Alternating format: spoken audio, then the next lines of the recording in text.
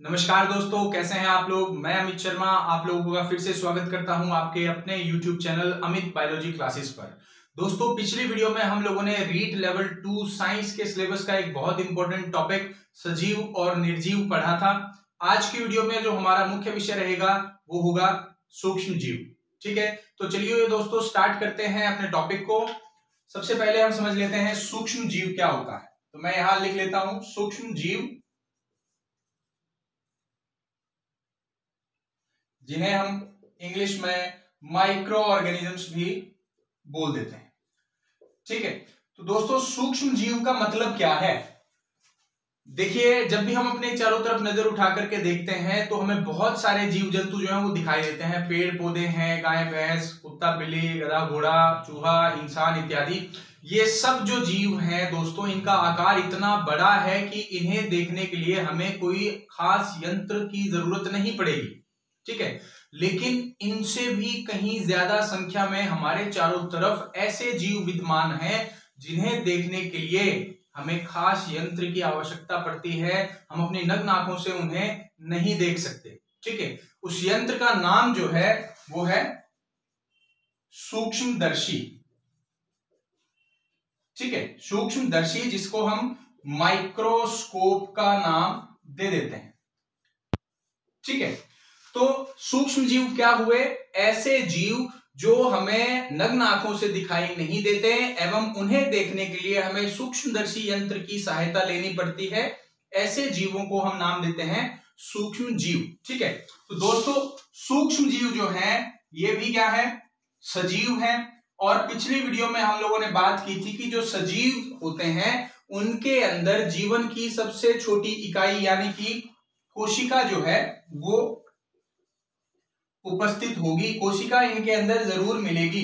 अब ये जो सूक्ष्म जीव है, चूंकि ये भी सजीव है, तो इनके अंदर भी क्या है? कोशिका उपस्थित होगी। हाँ, कोशिका की जो संख्या है वो कितने हैं? एक है या एक से ज्यादा है, इसके बेसिस पर ये एक कोशिकीय भी हो सकते हैं, एक कोशिकीय,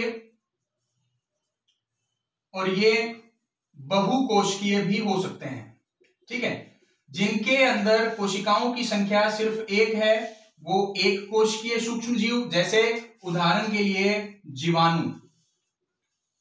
ठीक है, और ऐसे सूक्ष्म जीव जिनके अंदर कोशिकाओं की जो संख्या है वो एक से ज्यादा हो, उनको हम बोलेंगे बहुकोशिकीय सूक्ष्म जीव। जैसे उदाहरण इसमें आ जाता है कवक का। ठीक है, तो ये तो बात हो गई भी सूक्ष्म जीव के अंदर जो है कोशिका होती है। अब एक कोशिका होती है तो एक कोशिकीय सूक्ष्म जीव, और कई सारी कोशिकाएं हैं तो बहुकोशिकीय सूक्ष्म जीव। जैसे कवक हो गया एक कोशिकीय में, उदाहरण हो गया जीवाणु का। अब ये जो कोशिका है ये किस तरह की कोशिका है? ठीक है, कहने का मतलब कि जो कोशिका इनमें है वो प्रोकैरियोटिक टाइप की है या फिर कौन सी है? यूकैरियोटिक टाइप की। ठीक है, या तो वो प्रोकैरियोटिक टाइप की होंगी। दो ही तरह की कोशिकाएं होती हैं, या तो प्रोकैरियोटिक टाइप की कोशिका या यूकैरियोटिक टाइप की कोशिका। ठीक है, तो प्रोकैरियोटिक कोशिका वाले जो सूक्ष्म जीव हैं उसमें उदाहरण आता है एकमात्र जीवाणु का। ठीक है, किसका? जीवाणु का। और जो दूसरे हैं यूकैरियोटिक, उनमें उदाहरण आप लिख सकते हो कवक हैं या शैवाल हैं। ठीक है, ये सब इनके अंदर जो कोशिका मिलती है वो कौन सी है? यूकैरियोटिक टाइप की होती है। फिर सूक्ष्म जीव जो हैं वो सर्वत्र उपस्थित हैं, हर जगह पाए जाते हैं। ठीक है, हमारे सराउंडिंग में, हमारे आसपास कोई भी ऐसी जगह नहीं है जहां पर सूक्ष्म जीव निवास ना करते हो। सभी तरह के प्राकृतिक आवासों में, चाहे वो जल हो, थल हो, हवा हो, दूसरे जीवों के शरीर के ऊपर या उनके शरीर के भीतर भी सूक्ष्म जीवों का वास होता है। ठीक है, इसके अलावा सूक्ष्म जीव जो हैं ये एक बहुत अहम भूमिका निभाते हैं किसमें? हमारे पारिस्थितिकी तंत्र में। ठीक है, क्योंकि हमारे आसपास उपस्थित हैं, हम किसी पारिस्थितिकी तंत्र में रहते हैं और ये हमारे आसपास ही उपस्थित हैं, तो ये पारिस्थितिकी तंत्र का एक घटक हो जाते हैं। ठीक है, ये पारिस्थितिकी तंत्र का एक मुख्य हिस्सा है। ठीक है, तो इनकी अपनी जटिल भूमिकाएं होती हैं। क्या है? जटिल भूमिकाएं किसमें, पारिस्थितिकी तंत्र में। ठीक है, ये इनको कोई फोकट में नहीं रहने देगा पारिस्थितिकी तंत्र में। अगर इन्हें रहना है तो काम करना पड़ेगा, और काम ये कुछ खास तरह के जो जटिल भूमिकाएं हैं ये निभाते हैं। जैसे उदाहरण मैं लिख लेता हूं यहां पर, कुछ सूक्ष्म जीव जो हैं वो प्रकाश संश्लेषण का कार्य करते हैं। अब आप बोलोगे जी प्रकाश संश्लेषण का जो कार्य है वो तो पौधों का होता है। तो भाई साहब जो सूक्ष्म जीव हैं उनमें से, हमने सभी सूक्ष्म जीवों की बात नहीं की है, उनमें से कुछ सूक्ष्म जीव जो हैं, ठीक है, वो प्रकाश संश्लेषण की क्रिया को करते हैं। जैसे नील हरित शैवाल हो गया, या प्रोटोजोआंस में डाइएटम्स आते हैं, डाइनोफ्लैजिलेट्स आते हैं। ठीक है, वो प्रकाश संश्लेषण की क्रिया वहां पर पारिस्थितिकी तंत्र में करते हैं ताकि भोजन को बना सकें। ठीक है, इसके अलावा अपघटन का जो कार्य है, ठीक है, अपघटन का जो कार्य है ये उसको भी करवाते हैं। अपघटन का मतलब डिकम्पोजिशन। ठीक है, प्रकाश संश्लेषण का मतलब आप लोग फोटोसिंथेसिस, प्रकाश संश्लेषण का मतलब है फोटोसिंथेसिस, और अपघटन यानी कि डिकम्पोजिशन। अब डिकम्पोजिशन क्या है? डिकम्पोजिशन में क्या होगा कि ये जो सूक्ष्म जीव हैं ये कार्बनिक पदार्थों को तोड़कर उनसे अकार्बनिक पदार्थों का निर्माण करते हैं। ठीक है, समझ में आ रही बात? भाई कार्बनिक पदार्थ जो कि बायोमास बनाया गया है उसको तोड़ करके वापस जो अकार्बनिक पदार्थ हैं, इनऑर्गेनिक कंपोनेंट्स जो हैं, उनको ये वापस कहां रिलीज कर देंगे? अपने वातावरण के अंदर ये रिलीज कर देते हैं। ठीक है, तो ये हैं सूक्ष्म जीव।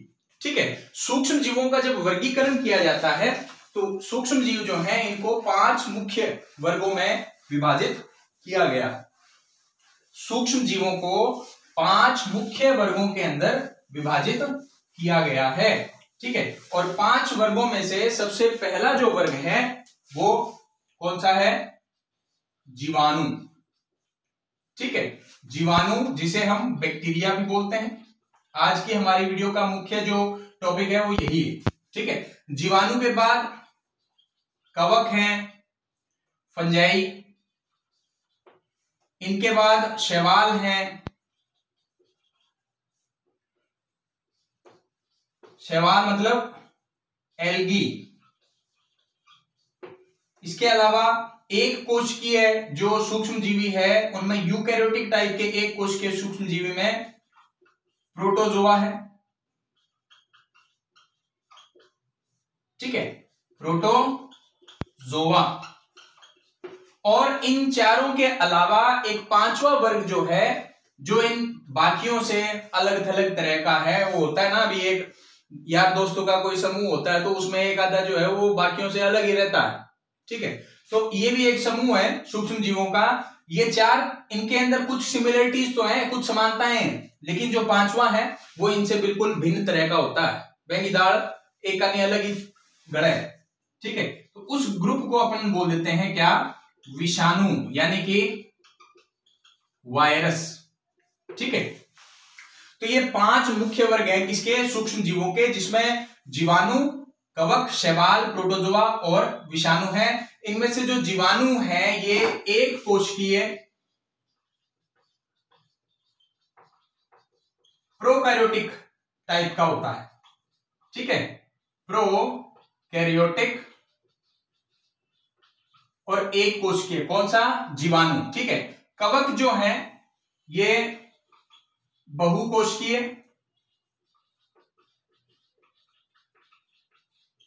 और यूकैरियोटिक टाइप के हैं, यूकैरियोटिक।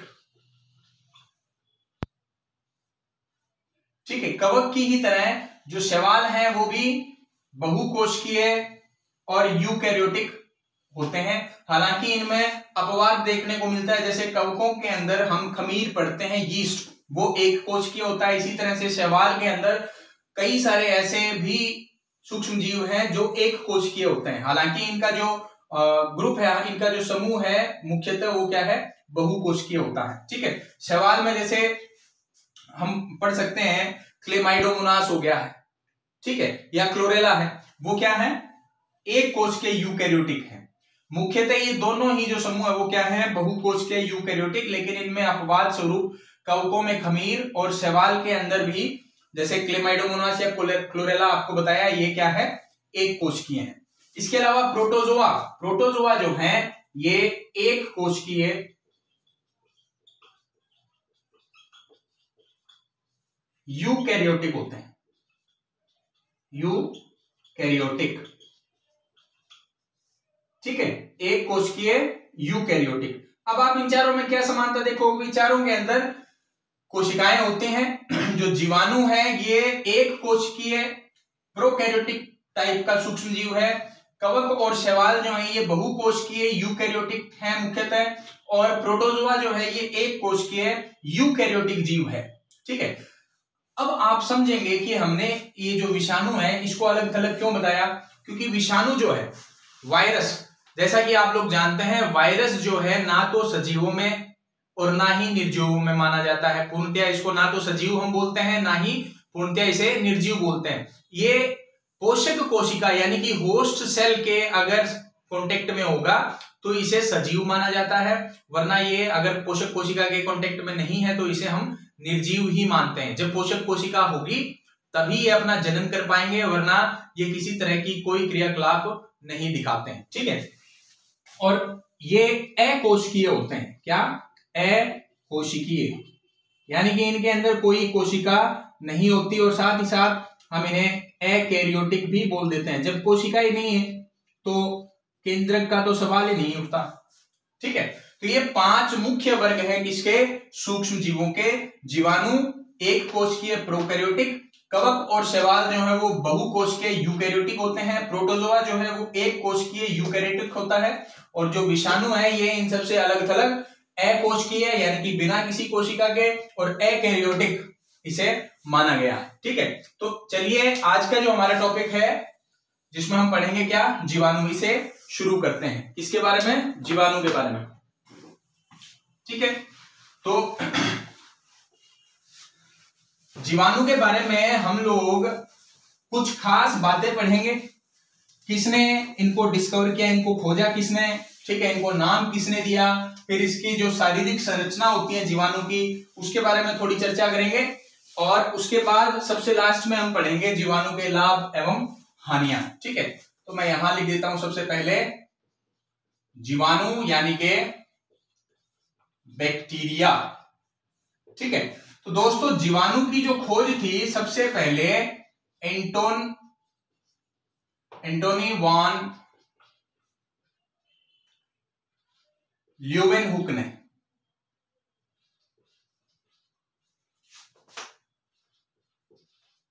ठीक है, किसने की थी, Antony von Leeuwenhoek, A.V. Leeuwenhoek के नाम से भी इनको इंग्लिश में पुकारा जाता है। और इन्होंने जीवाणु की जो खोज थी वो की थी 1676 में, किसके अंदर, रेन वाटर, बारिश के पानी के अंदर, ठीक है। एंटोन वॉन लीवेनहुक ने 1676 में, ये चीज ध्यान रखनी है आपने, 1676 में खोज की गई थी किसकी, जीवाणु की, किसके द्वारा, एंटोन वॉन लीवेनहुक के द्वारा, ठीक है। कई जगह पर आप लोगों को पढ़ने को मिलेगा कि 1674 में की गई थी। 1674 में एंटोन वॉन लीवेनहुक ने माइक्रोस्कोप का इस्तेमाल, सूक्ष्मदर्शी का इस्तेमाल करते हुए पहली जीवित कोशिका की खोज की थी, बैक्टीरिया की नहीं की थी, पहली जीवित कोशिका की खोज की थी। और पहली जीवित कोशिका जो उन्होंने देखी थी, खोजी थी, वो स्पाइरोगायरा शैवाल की थी, ठीक है। किसकी थी, स्पाइरोगायरा शैवाल की थी। तो 1676 में एंटोन वॉन लीवेनहुक ने रेन वाटर, बारिश के पानी में 1676 के अंदर जीवाणु को पहली बार खोजा था। इसके बाद जीवाणु को बैक्टीरिया जो नाम है वो किसने दिया, जीवाणु को बैक्टीरिया नाम देने का जो श्रेय है वो एरनबर्ग नाम के एक साइंटिस्ट को जाता है। इन्होंने बैक्टीरिया जो टर्म थी, बैक्टीरिया जो टर्म थी इसको यूज किया किसके लिए, जीवाणुओं के लिए। कब, 1828 में। कब किया, 1828 में एरनबर्ग ने जीवाणुओं को किस नाम से संबोधित किया, बैक्टीरिया के नाम से संबोधित किया, ठीक है। अब चूंकि एंटोन वॉन लीवेनहुक ने जीवाणु की खोज कर दी थी 1676 में, तो जीवाणु विज्ञान की शुरुआत हो चुकी थी। ठीक है, इसलिए हम इनको फाउंडर बोलते हैं। ठीक है, एंटोन वान लीवनहुक जो है ये क्या है, फाउंडर ऑफ बैक्टीरियोलॉजी। ठीक है, बैक्टीरियोलॉजी के फाउंडर हैं ये, इन्होंने शुरुआत की थी। ठीक है, इसके बाद जीवाणुओं पर अत्यधिक कार्य जो किया गया, सबसे ज्यादा जो खोजें आगे की गई, सबसे ज्यादा इसको जिन्होंने पढ़ा वो थे रॉबर्ट कोच। ठीक है, क्या नाम है, रॉबर्ट कोच। रॉबर्ट कोच को ही हम बैक्टीरियोलॉजी का फादर बोलते हैं। ठीक है, बैक्टीरियोलॉजी मतलब जीवाणु विज्ञान, जीवाणु विज्ञान। ठीक है, तो जीवाणु विज्ञान के जो जनक हैं वो कौन है, रॉबर्ट कोच हैं। क्या है ये, जीवाणु विज्ञान के जनक, यानी कि फादर ऑफ बैक्टीरियोलॉजी। और हम ये जीव विज्ञान की जिस शाखा के बारे में हम पढ़ रहे हैं, यानी कि सूक्ष्म जीवों के बारे में हम जो पढ़ रहे हैं, सूक्ष्म जीवी विज्ञान को हम बोलते हैं माइक्रोबायोलॉजी। ठीक है, सूक्ष्म जीव विज्ञान जो है इसे जाना जाता है इंग्लिश में किसके नाम से, माइक्रोबायोलॉजी के नाम से। ठीक है, और माइक्रोबायोलॉजी के जो जनक हैं, जिनको माइक्रोबायोलॉजी का फादर बोला जाता है, सूक्ष्म जीव विज्ञान के जनक जो हैं वो कौन है, लुईस पास्चर। ठीक है, क्या नाम है जी, लुईस पास्चर। यहां पर आप लोगों से पूछा जा सकता है कि रॉबर्ट कोच जो है इन्होंने क्या किया। ठीक है, या फादर ऑफ बैक्टीरियोलॉजी जो थे वो कौन थे, या फादर ऑफ माइक्रोबायोलॉजी यानी कि सूक्ष्म जीव विज्ञान के जनक जो थे वो कौन थे, या जीवाणु की खोज किसने की या कब की, जीवाणु को बैक्टीरिया नाम से संबोधित किसने किया या कब किया गया। ठीक है, तो ये कुछ खास बातें थी जो आप लोगों को ध्यान में रखनी है। एक आधा क्वेश्चन जो है वो इसमें से आ सकता है। ठीक है, इसके बाद हम बात करते हैं जीवाणुओं के कुछ लक्षण जो है। देखिए, हम लोगों ने यहां पर पढ़ा कि जीवाणुओं को खोजा किसने, खोजा था जी एंटोन वान लीवनहुक ने। फिर जीवाणुओं को बैक्टीरिया नाम से संबोधित किसने किया, बैक्टीरिया नाम से संबोधित किया गया एरनबर्ग के द्वारा। फिर जीवाणु विज्ञान के जो फाउंडर थे, नींव जिन्होंने रखी थी वो कौन थे, वो थे एंटोन वान लीवनहुक, क्योंकि उन्होंने ही खोजा था बैक्टीरिया को या जीवाणु को। ठीक है, बारिश के पानी में। इसके बाद हम लोगों ने बात की सूक्ष्म जीवी विज्ञान के जो जनक हैं लुईस पास्चर, और जीवाणु विज्ञान के जो जनक हैं वो कौन है, रॉबर्ट कोच। ठीक है, अब हम बात करते हैं कि जीवाणु जिसको आप बोल रहे हैं इनके लक्षण क्या हैं, इनके जो कोशिकाएं हैं वो किस तरह की होती हैं, क्या इनके लक्षण हैं, और साथ ही साथ हम एक डायग्राम भी बना देंगे। ठीक है, तो जीवाणु जो है सबसे पहले सर्वत्र उपस्थित होते हैं। ठीक है, जीवाणु जो है वो क्या है, सर्वत्र उपस्थित होते हैं। सर्वत्र का मतलब क्या है, सर्वत्र का मतलब है प्राकृतिक विकास, जो आवास है, प्राकृतिक आवास जो हमारी धरती पर पाए जाते हैं, जहां पर जीव वास करते हैं, उन सभी तरह के आवासों में जीवाणु जो है वो पाए जाते हैं। वहां पर वो आराम से मस्त अपनी जिंदगी जो है वो बिता रहे हैं। ठीक है, और सभी तरह के, सर्वत्र मैंने इसलिए बोला कि जो धरती है हमारी, इसके ऊपर कई सारी ऐसी जगहें हैं जहां पर बहुत विषम परिस्थितियां हैं। ठीक है, एक तो अभी अपने आसपास का इलाका देख लो भी, हाँ ठीक ठाक सा मौसम है जी, बढ़िया तरीके से अपना गुजारा चल रहा है, ना तो ज्यादा गर्मी वाली बात है ना बहुत ज्यादा ठंड वाली बात है, सब कुछ बढ़िया। ठीक है, तो परिस्थितियां जो है जीवन जीने लायक है। लेकिन जो जीवाणु है ये ऐसी परिस्थितियों में भी पाए जाते हैं जहां पर जीवन जो है नहीं देखने को मिलता। ठीक है, जहां पर जीवन के जो दूसरे रूप हैं वो देखने को कतई नहीं मिल सकते हैं, जैसे गर्म पानी के झरने हैं। ठीक है, या ऐसी जगह जहां पर हवा ही नहीं हो। ठीक है, अवायवीय जो कंडीशंस होते हैं जिनको हम बोलते हैं। ठीक है, तो ये सर्वत्र पाए जाते हैं, प्राकृतिक सभी तरह के प्राकृतिक आवासों में ये पाए जाते हैं, चाहे वहां पर परिस्थितियां जो है वो सामान्य परिस्थितियां हो, चाहे वहां पर विषम परिस्थितियां हो। ठीक है, तो हम बोल सकते हैं अभी जैसे हम बोलते हैं ना भाई अपने जो भगवान है वो सर्वव्याप्त है, सर्वत्र उपस्थित होते हैं, वैसे ही सूक्ष्म जीवों में इनको भगवान बोल सकते हैं हम लोग। ठीक है, तो सूक्ष्म जीवों में जो जीवाणु है वो भगवान की तरह सर्वत्र व्याप्त है, हर जगह पाए जाते हैं। ठीक है, तो ये बात हो गई। दूसरी बात, जो जीवाणु है इनकी कोशिका में कोशिका भित्ति मिलती है। क्या मिलती है जी? कोशिका भित्ति। ठीक है, क्या मिलेगी? कोशिका भित्ति, जिसको हम बोल देते हैं सेल वॉल। और ये जो कोशिका भित्ति ये किससे बनी होती है? ये बनी होती है जी पेप्टिडोग्लाइकन। ठीक है, नाम के एक यौगिक से। किससे? पेप्टिडोग्लाइकन। ठीक है, पेप्टिडोग्लाइकन नाम के एक यौगिक से ये बनी होती है। ठीक है, अब ये पेप्टिडोग्लाइकन क्या है? पेप्टिडोग्लाइकन के अगर शब्दों को हम विभाजित करें तो पेप्टिडो और ग्लाइकन दो शब्द निकलते हैं। पेप्टिडो का मतलब प्रोटीन या प्रोटीन की तरह का, और ग्लाइकन का मतलब कार्बोहाइड्रेट। ठीक है, तो आपसे क्वेश्चन पूछा जा सकता है कि जो कोशिका भित्ति है जीवाणुओं की वो किससे बनी होती है? तो ध्यान रखना है, ये सेलुलोज पर टिक नहीं कर देना आपने। ठीक है, काइटिन पर टिक नहीं कर देना आपने, या फोस्फोलिपिड प्रोटीन पर टिक नहीं कर देना आपने। किस पर टिक करना है? पेप्टिडोग्लाइकन के ऊपर टिक करना है। ठीक है, पेप्टिडोग्लाइकन के ऊपर। वो वास्तव में पेप्टिडोग्लाइकन क्या है? ये एक ऐसा यौगिक है जो प्रोटीन और कार्बोहाइड्रेट की कॉम्बिनेशन से बनता है। ठीक है, इसके अलावा कोशिका भित्ति के अलावा इनके अंदर ये चीज ध्यान रखिएगा, पेप्टिडोग्लाइकन मैं रब नहीं करता इसको। अगला जो पॉइंट है वो क्या है? 70S तरह के राइबोसोम्स। ठीक है, देखिए आप राइबोसोम का काम तो जानते होंगे। राइबोसोम जो है वो कोशिकाओं में प्रोटीन के निर्माण में सहायक होता है।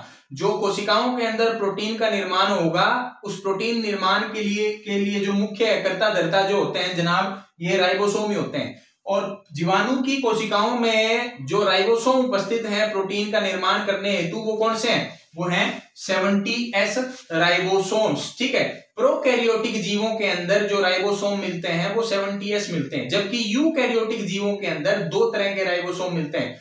70S 70S भी मिलेगा और वहां पर 80S भी मिलता है, 70S भी और 80S भी। ठीक है, तो जीवाणुओं के अंदर किस तरह का राइबोसोम है? प्रोटीन के फॉर्मेशन के लिए राइबोसोम है कौन सा? 70S। इसके अलावा जीवाणुओं की जो कोशिका है इनमें जो केंद्रक है वो झिल्ली रहित होता है। क्या?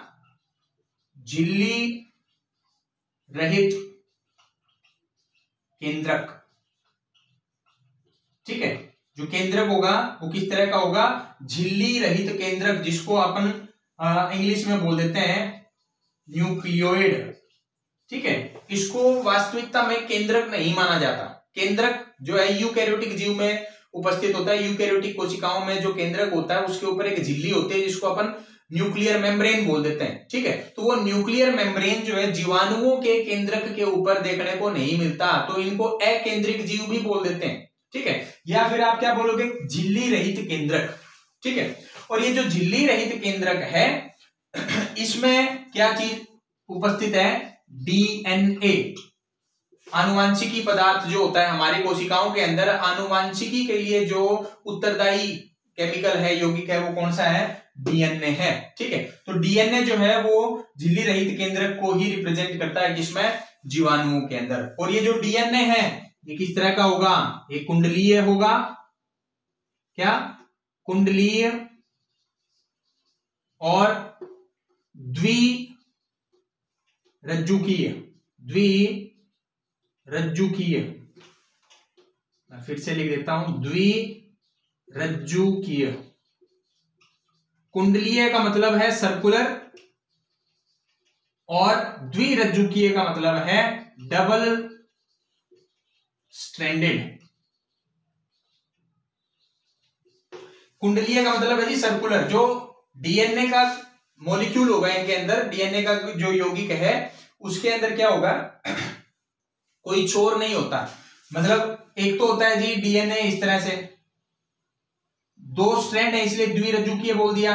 अब इसका एक छोर तो ये हो गया, एक छोर ये हो गया, ठीक है। ये इस तरह का जो डीएनए है जिस पर छोर उपस्थित होंगे दो, वो तो मिलता है यूकैरियोटिक जीवों के केंद्रक में, ठीक है। लेकिन जीवाणुओं में जो केंद्रक के अंदर डीएनए मिलता है वो ऐसा नहीं होता। वो कैसा होता है, ऐसा, इसमें कोई भी छोर उपस्थित नहीं होता। ये लो, चारों तरफ घूम लो बेशक, कहीं पर कोई छोर एंड मिलेगा ही नहीं, छोर है ही नहीं, अंतिम छोर नहीं है उस मॉलिक्यूल का कोई, इसलिए इसको हमने बोल दिया क्या, कुंडलीय। और द्विरज्जुकीय क्यों बोला गया, क्योंकि हमने यहाँ पर दो अलग अलग रज्जु दिखाई हैं, दो अलग अलग रज्जु जो है वो हमने दिखाई है यहाँ पर, इसलिए इसको हम बोलते हैं द्विरज्जुकीय। और कुंडलीय क्यों बोलते हैं, क्योंकि इनका कोई छोर उपस्थित नहीं है, इसलिए ये जो डीएनए है जीवाणुओं में वो किस तरह का है, कुंडलीय और द्विरज्जुकीय, ठीक है।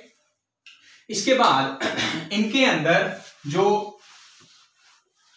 कोशिका है, कुछ जीवाणुओं के अंदर, सभी में नहीं बोलेंगे हम, कुछ जीवाणुओं के अंदर धागे नुमा एक संरचना जो है वो पाई जाती है, ठीक है। कैसे भाई, यहां पर अपन ने एक सेल दिखा दिया छोटा सा, और इसके एक तरफ ऐसे धागा सा दिखा दिया, तो ये जो धागे नुमा संरचना है इसको हम नाम देते हैं कशाभिका, ठीक है। क्या बोलेंगे, कशाभिका, इंग्लिश में फ्लैजेला, ठीक है। तो कुछ जीवाणुओं की कोशिकाओं में कशाभिका भी उपस्थित होती है, और ये जो कशाभिका है ये क्या काम करती है, चलन का जो कार्य है वो इसमें करवाएगी। क्या, चलन, गति, एक जगह से दूसरी जगह तक जाने में हेल्प करेगी, किसकी, बैक्टीरिया के सेल की। एक खास बात, जो कशाभिका है ये यूकैरियोटिक सेल्स में भी, यूकैरियोटिक कोशिकाओं में भी मिलती है, ठीक है। तो फिर जीवाणुओं की कशाभिका और जो यूकैरियोटिक कोशिकाओं में कशाभिका है उनमें क्या अंतर है, तो उनमें एक जो बेसिक अंतर है वो ये है कि जीवाणुओं की जो कशाभिका है ये बनी होती है फ्लैजेलिन नाम के एक प्रोटीन से, इससे फ्लैजेलिन नाम के एक प्रोटीन से, जबकि यूकैरियोटिक के अंदर जो कशाभिका है वो किससे बनी होगी, ट्यूब्युलिन नाम के एक प्रोटीन से, ठीक है। जीवाणुओं की कशाभिका किससे बनी है, फ्लैजेलिन प्रोटीन से, और यूकैरियोटिक कशाभिका जो होगी वो किससे बनी होती है, ट्यूब्युलिन नाम के एक प्रोटीन से, ठीक है। तो जीवाणुओं में जो गति है या चलन जो है वो दिखाने के लिए कशाभिका जो है वो भी उपस्थित हो सकती हैं, और ये जो कशाभिका है ये फ्लैजेलिन नाम के एक प्रोटीन से बनी होती हैं, जो कि यूकैरियोटिक कशाभिका से अलग तरह का होता है। यूकैरियोटिक कशाभिका में जो प्रोटीन इस्तेमाल में आता है वो कौन सा है जी, वो है ट्यूब्युलिन प्रोटीन, ठीक है। अब बात करते हैं जीवाणुओं में पोषण की। जीवाणुओं के अंदर जो पोषण है, देखिए जीवाणुओं में जितनी तरह के तरीकों से ये अपने पोषक तत्वों को, पदार्थ, वो जो भोजन को जो है ग्रहण करते हैं या अपने भोजन को बनाते हैं, कई तरह के तरीके हैं इनके पास, ठीक है। पोषण के लिए जो जीवाणु है वो स्वपोषण भी शो कर सकते हैं, स्वपोषी भी हो सकते हैं ये, और ये परपोषी भी हो सकते हैं, यानी कि ये अपना भोजन स्वयं बना सकते हैं। जैसे अभी हमने पीछे बोला ना कि प्रकाश संश्लेषण जो है, कुछ सूक्ष्म जीव जो है वो प्रकाश संश्लेषण करवाते हैं। प्रकाश संश्लेषण करवाएंगे तो वो क्या हो जाएंगे, स्वपोषी हो जाएंगे, स्वयं भोजन बनाते हैं। कुछ, सारे नहीं, ठीक है। कुछ जीवाणु जो है वो स्वपोषी हैं और अपना भोजन स्वयं बनाते हैं, चाहे तो वो सूर्य के प्रकाश में जो ऊर्जा है उसका इस्तेमाल करेंगे, चाहे अपने आसपास जो रासायनिक क्रियाएं हो रही हैं उनसे निकलने वाली ऊर्जा का इस्तेमाल करेंगे, और उस ऊर्जा की हेल्प से वो क्या करेंगे, उस ऊर्जा की सहायता से वो अपना भोजन खुद बनाएंगे। जबकि दूसरे जो हैं जीवाणु, इनके अलावा, स्वपोषी जीवाणुओं के अलावा किस तरह के जीवाणु मिलते हैं, परपोषी, यानी कि जो दूसरों से भोजन लेते हैं, ठीक है, दूसरों से भोजन लेंगे, ठीक है। अब ये जो परपोषी हैं ये फर्दर दो तरह के हैं, ठीक है। परपोषी भी आगे दो तरह के हैं। एक क्या है, परजीवी, एक क्या है परजीवी यानी कि पैरासाइट, ठीक है, पैरासाइट्स हो सकते हैं। और दूसरे ये मृतपोषी हो सकते हैं, मृतपोषी यानी कि जो गले सड़े पदार्थों से अपना भोजन लेते हो, यानी कि यहां पर हम लिख देंगे सेप्रोट्रॉफ या सेप्रोट्रॉफिक, ठीक है। ये स्वपोषी यानी कि ऑटोट्रॉफिक हो सकते हैं, ठीक है। और ये परपोषी यानी कि हेटेरोट्रॉफिक भी हो सकते हैं। और हेटेरोट्रॉफिक अगर है यानी कि परपोषी अगर है ये, तो फिर या तो ये परजीवी होंगे यानी कि पैरासाइट, या फिर ये क्या होंगे मृतपोषी होंगे यानी कि सेप्रोट्रॉफिक। परजीवी जैसे हमारे शरीर में बीमारियां जो फैलाने वाले जीवाणु हैं वो परजीवी पोषण को जो है दिखाते हैं, वो परजीवी पोषण शो करते हैं, ठीक है। जबकि मृतपोषी अपघटन का कार्य करने वाले जो हैं, ठीक है, ऐसे जीवाणु जो हमारे पारिस्थितिकी तंत्र में अपघटन का कार्य करते हैं वो मृतपोषी के अंदर आ जाते हैं, ठीक है। तो ये पोषण की बात हुई। इसके अलावा एक समजीवी या सहजीवी, क्या सहजीवी जीवाणु भी देखने को मिलते हैं। सहजीवी का मतलब सिम्बायोटिक, क्या सिम्बायोटिक, ठीक है। अब ये जो पोषण का तरीका है उसमें क्या है, ये शीरवाड़ी का काम हो गया। देखो अपने लोकल बोलते हैं ना, अभी काम शुरू करा जी, शीर में शुरू करा। अब काम शुरू करने में शीरवाड़ी जो है 2 होंगे या 3 होंगे, ठीक है। और वो क्या है आपस में एक दूसरे को फायदा पहुंचाने का काम करते हैं, यानी कि काम तो एक ही कर रहे हैं, उनका काम जो है वो एक ही है। और जो दोनों बंदे वो जो शीर मिलकर के काम कर रहे हैं वो दोनों का फायदा होगा उनसे, ठीक है। वैसे ही सहजीवी में क्या होगा कि जो जीवाणु है वो किसी दूसरे जीव के साथ मिलकर कार्य करता है और जीवाणु और उस जीव दोनों को ही इससे फायदा भी होगा, ठीक है। मैं उदाहरण दे देता हूं आपको सहजीवी में। जैसे हम लोगों ने पढ़ा राइजोबियम बैक्टीरिया, राइजोबियम जो जीवाणु है, राइजोबियम जीवाणु, ये समजीविता जो है वो किसके साथ दिखाता है, दाल वर्ग के पौधों के साथ। दाल वर्गीय जो पादप हैं उनकी जड़ों में ये रहता, जो राइजोबियम है ये क्या करता है, दाल वर्गीय जो पौधे हैं, दाल वर्गीय जो पौधे हैं उनकी जड़ों के अंदर रहना शुरू कर देता है। और वहां जड़ों में जब ये रहेगा तो पौधे से इसको क्या प्राप्त होंगे, कुछ पोषक तत्व मिल जाएंगे और रहने की जगह मिल जाएगी। जीवाणु को फायदा हो गया, किस चीज का, पोषक तत्व मिल रहे हैं और रहने की जगह मिल रही है, ठीक है। और बदले में ये पौधे को क्या देगा, बदले में जो राइजोबियम है वो पौधे को क्या दे सकता है। राइजोबियम की खास बात ये है कि ये हवा में उपस्थित नाइट्रोजन को फिक्स करके और जो यूजेबल फॉर्म होती है जिसका हम इस्तेमाल कर सकते हैं या पौधे इस्तेमाल कर सकते हैं, ये उस नाइट्रोजन को उसमें बदल देगा और फिर हैंडओवर कर देगा, किसको दे देगा, पौधे को दे देगा। पौधा भी खुश और जीवाणु भी खुश, दोनों की जिंदगी बड़े आराम से कटेगी, ठीक है। तो परपोषी में परजीवी और मृतपोषी के अलावा सहजीविता जो है वो भी देखने को मिलती है। किसके द्वारा ये करवाई जाती है, जीवाणुओं के द्वारा करवाई जाती है। इसके बाद पोषण के बाद हम बात करेंगे श्वसन की, ठीक है। श्वसन बहुत ही सिंपल सी बात हम पढ़ेंगे, वैसे सिंपल तो नहीं है कोशिकाओं के लिए, तो श्वसन बहुत अधिक इंपॉर्टेंट, बहुत अधिक खास क्रिया है श्वसन, ठीक है। जीवाणुओं में जो श्वसन है यानी कि रेस्पिरेशन जो है ये 2 तरह की देखने को मिलेगी, दोनों ही तरह की देखने को, 2 ही तरह की होती है, दोनों तरह की देखने को मिलेगी। ये वायवीय भी, क्या वायवीय भी और अवायवीय भी, यानी कि हवा की उपस्थिति में भी ये श्वसन का कार्य कर सकते हैं, यानी कि ये क्या है, एरोबिक है। और अवायवीय यानी कि हवा की अनुपस्थिति में भी ये अपना काम कर सकते हैं, यानी कि एनएरोबिक जो रेस्पिरेशन है वो भी इनके अंदर देखने को मिलती है। तो जो श्वसन है वायवीय श्वसन भी शो कर सकते हैं ये, और अवायवीय श्वसन भी जो है इनमें देखने को मिलता है। इसके बाद प्रजनन, प्रजनन जो है इनके अंदर अलिंगिक प्रजनन होगा, अलिंगिक प्रजनन।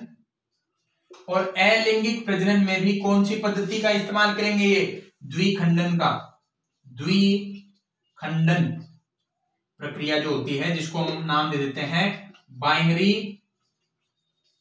फिजन।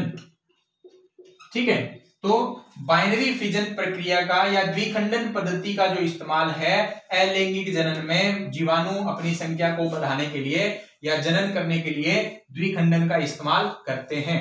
ठीक है, ये कंडीशन है प्रजनन की।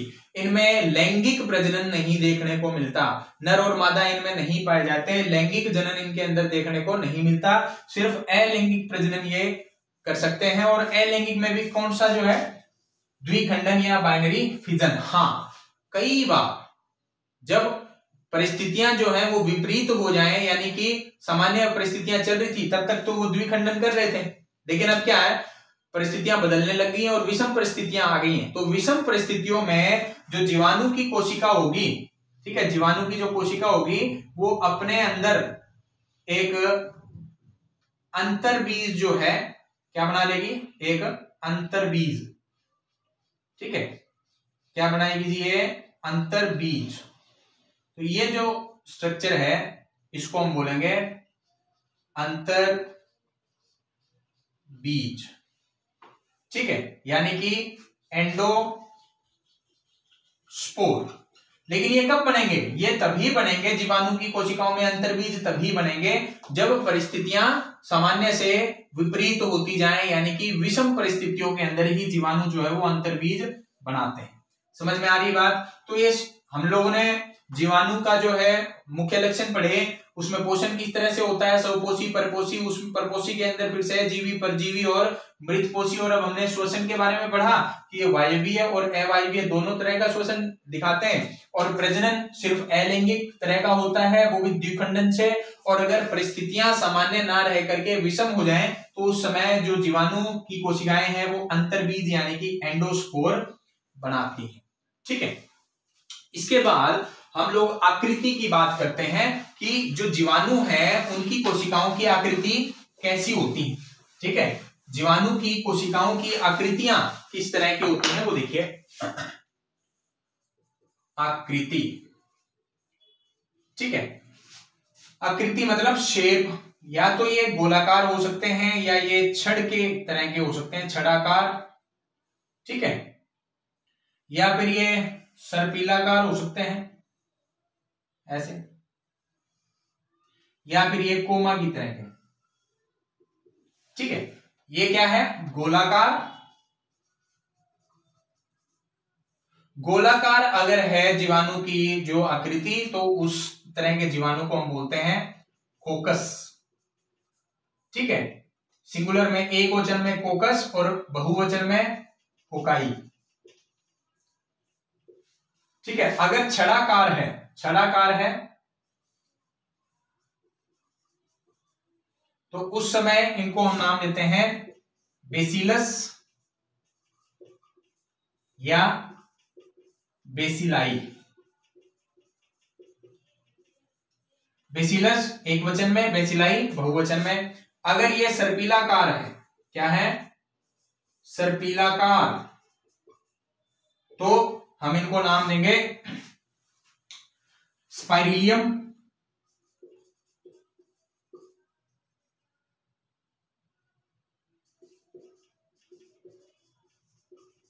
या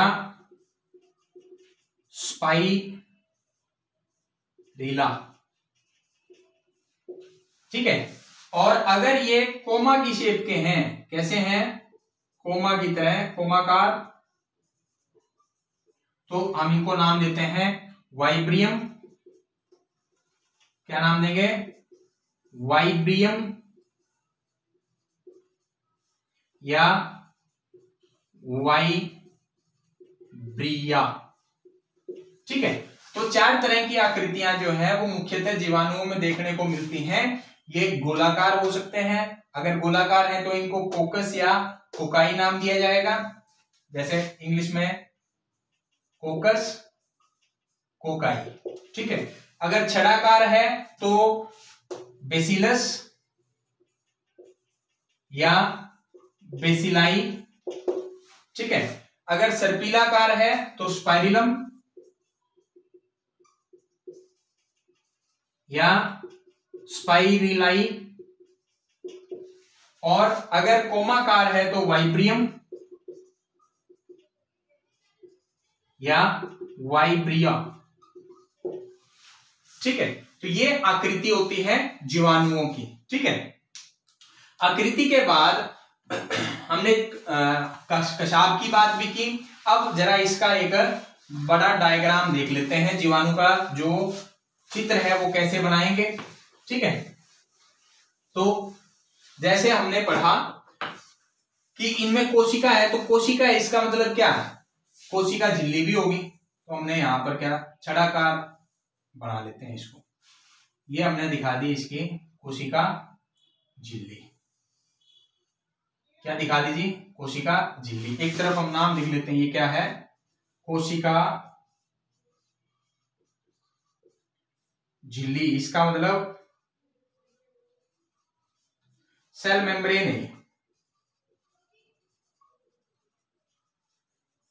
ठीक है, अब हमने क्या पढ़ा, कोशिका भित्ति मिलती है इसमें। ठीक है, जीवाणुओं की जो कोशिका है उसमें कोशिका भित्ति मिलती है, और किससे बनी होती है, पेप्टिडोग्लाइकन से बनी होती है। तो अपन एक लकीर और दिखा देते हैं इसके बाहर, कोशिका झिल्ली के बाहर एक और परत जो है वो दिखा देते हैं, ये देखो। ठीक है, ये अपन ने यहां दिखा दिया एक और बाहर की तरफ परत, जिसको अपन नाम दे देंगे अभी क्या, ये जो अंदर वाली है इसको तो हमने क्या दिखाया, कोशिका झिल्ली, और ये जो बाहर वाली है इसको हम यहां लिख देंगे क्या, कोशिका भित्ति, यानी कि सेल वाल। और सेल वाल किससे बनी होती है, याद है आपको, पेप्टिडोग्लाइकन, जो कि प्रोटीन और कार्बोहाइड्रेट से बना होता है। ठीक है, अब क्या, कुछ जीवाणुओं के अंदर इससे बाहर की तरफ एक लिसलिसे पदार्थ की परत भी उपस्थित हो सकती है। क्या, एक लिसलिसे पदार्थ जो है, ठीक है, चिकनाई भरा सा और फिसलन भरा सा जो मटेरियल है वो कोशिका भित्ति से बाहर की तरफ हो सकता है, जरूरी नहीं है होगा, लेकिन हो सकता है। तो ये जो सबसे बाहर की तरफ ये जो लिसलिसे पदार्थ की जो लेयर होगी, इसको हम नाम देते हैं जी कैप्सूल। क्या नाम देते हैं, कैप्सूल। ठीक है, या फिर ग्लाइकोकैलिक्स, क्या नाम देंगे, या तो कैप्सूल बोल दो या ग्लाइकोकैलिक्स बोल दो। ठीक है, इसके बाद सबसे बाहर हो गया क्या, कैप्सूल या ग्लाइकोकैलिक्स। अगर ये उपस्थित है तो सबसे बाहर कैप्सूल होगा या ग्लाइकोकैलिक्स होगा। अगर कैप्सूल अनुपस्थित है तो सबसे बाहर क्या होगी, कोशिका भित्ति होगी, पेप्टिडोग्लाइकन से बनी हुई, और कोशिका भित्ति से अंदर की तरफ क्या होगी, कोशिका झिल्ली। और कोशिका झिल्ली से अंदर की तरफ का ये जो बड़ा एरिया है, इस बड़े एरिया में एक जेली की तरह का जो मटेरियल है, जेली की तरह का मटेरियल प्रेजेंट होता है। उस जेली की तरह का जो मटेरियल है उसको नाम क्या देते हैं अपन लोग, कोशिका द्रव्य। क्या नाम देते हैं, कोशिका द्रव्य। तो ये क्या है अंदर, कोशिका द्रव्य। ठीक है, यानी कि साइटोप्लाज्म। और जीवाणुओं के साइटोप्लाज्म में केंद्रक जो है वो झिल्ली रहित होता है। और कैसे दिखाया जाता है जी, ऐसे एक जगह पर आपको ऐसे धागा सा बिखरा हुआ देखने को मिलेगा। ये जो है इसका, ये है झिल्ली रहित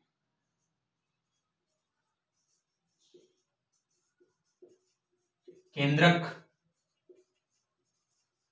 क्या है, झिल्ली रहित केंद्रक, यानी कि न्यूक्लियोइड। ठीक है, इसके अलावा आपको बताए थे 70S राइबोसोम्स जो है वो देखने को मिलेंगे। तो आप ऐसे दिखा सकते हो इसमें 70S, ये जो है छोटे छोटे बिंदु जो दिखा रखे हैं इसमें, वो क्या है, 70S तरह के राइबोसोम्स। और राइबोसोम्स का काम क्या है, राइबोसोम्स का काम है प्रोटीन का निर्माण करवाना कोशिकाओं के अंदर। ठीक है, तो ये, इसके अलावा हमने क्या बोला अभी, कशाभिका हो सकती है, हो सकती है, सभी में होगी जरूरी नहीं, लेकिन कुछ एक में क्या है, कशाभिका हो सकती है। तो जो कशाभिका होगी वो हम ऐसे दिखा देते हैं।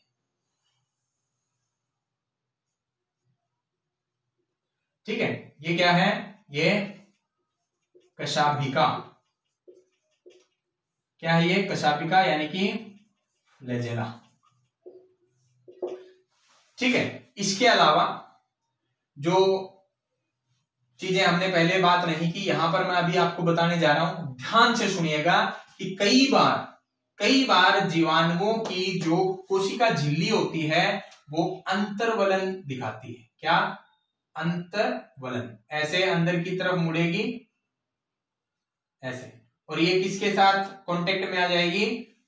न्यूक्लियोइड के साथ कांटेक्ट में आ जाएगी। तो इस कोशिका झिल्ली के अंतर्वलन से एक स्ट्रक्चर बन जाता है, इसको हम बोलते हैं मीसोसोम। क्या नाम देते हैं? मीसोसोम। क्या? मीसोसोम। ठीक है, अब ये जो मीसोसोम बना, ये किसकी वजह से बना? ये अंतर्वलन से बना। क्या? अंतर्वलन से बना है। किसके? कोशिका झिल्ली के अंतर्वलन से। क्या बना? मीसोसोम बना। क्या बना? मीसोसोम बना। और ये मीसोसोम का काम क्या है? देखो, दो काम कर सकता है मीसोसोम के दो काम हो सकते हैं। एक, या तो ये कोशिका को विभाजित होने में मदद करे, ठीक है, तो विभाजन के कार्य में ये इस्तेमाल में लाया जा सकता है। दूसरा, ये वायवीय श्वसन का जो कार्य है वो करवा सकता है। ये दो ही काम करवा सकता है। जो मीसोसोम बना है ना, ये जीवाणुओं के अंदर मिलेगा सिर्फ, ठीक है, और ये क्या है? कोशिका झिल्ली के अंतर्वलन से ये बनता है। क्या बनता है? मीसोसोम बनता है, और ये दो काम करवा सकता है, एक तो विभाजन की प्रक्रिया और दूसरा वायवीय श्वसन का कार्य ये करवा सकता है। ठीक है, इसके अलावा इसमें छोटे छोटे ऐसे आपको जगह जगह टुकड़े से जो है वो देखने को मिलेंगे। ये इसका आरएनए होता है, आरएनए, और जो आरएनए है वो एक रज्जुकीय होता है। क्या है? डीएनए के बारे में मैंने पीछे पढ़ा, डीएनए जो है जीवाणु में वो कुंडलीय और द्विरज्जुकीय होता है। ठीक है, और यहां पर जो आरएनए होगा वो सिर्फ एक रज्जुकीय होता है। इसमें आरएनए ज्यादातर सभी प्राणियों में एक रज्जुकीय ही होते हैं। ठीक है, तो ये आरएनए हो गया। और कई बार इस कशाभिका के अलावा इसके जो कोशिका है उसके ऊपर इस तरह से छोटी छोटी धागेनुमा स्ट्रक्चर और प्रेजेंट होते हैं। धागेनुमा संरचनाएं जो है पूरे के ऊपर, ठीक है, हर जगह ऐसे। ज्यादातर डायग्राम जब आप देखते हो नेट के ऊपर या अपनी बुक्स के अंदर, तो आपको इस तरह से छोटे छोटे धागे जो है ये दिखाए जाते हैं। ये जो धागे हैं इनको हम नाम देते हैं पिल्लाई। क्या? पिल्लाई। और पिल्लाई का जो काम है ये क्या करते हैं? ये किसमें? जीवाणुओं की कोशिकाओं की क्या मदद करेंगी? ये जो पिल्लाई है ये एक जीवाणु कोशिका को किसी दूसरी जीवाणु कोशिका के साथ जुड़ने में, ठीक है, क्या? जो पिल्लाई है वो एक जीवाणु की कोशिका को दूसरी जीवाणु की कोशिका के साथ जुड़ने में सहायता प्रदान करती है। ठीक है, तो ये जो आपके सामने है ये बैक्टीरिया का डायग्राम है पूरा। ठीक है, जो सारे मुख्य बिंदु थे मैंने आपको बताए कि इसमें कौन कौन सी संरचनाएं उपस्थित हो सकती हैं, ये आपको ध्यान भी रखनी है। संरचना से रिलेटेड एक सवाल जो है आपसे पूछा जाएगा। ठीक है, इसके बाद हम लोग बात करेंगे जीवाणुओं से होने वाले जो लाभ हैं और हानियां। ठीक है, लाभ और हानि जो हमें जीवाणुओं से हो सकते हैं। ठीक है, तो पहले हम लोग चर्चा कर लेते हैं किसके? जीवाणुओं से होने वाले जो लाभ हैं वो। ठीक है, जीवाणु भी अच्छी पॉजिटिव चीजें पहले पढ़ लेना, बाद में पढ़ेंगे नेगेटिव चीज। जीवाणु के लाभ।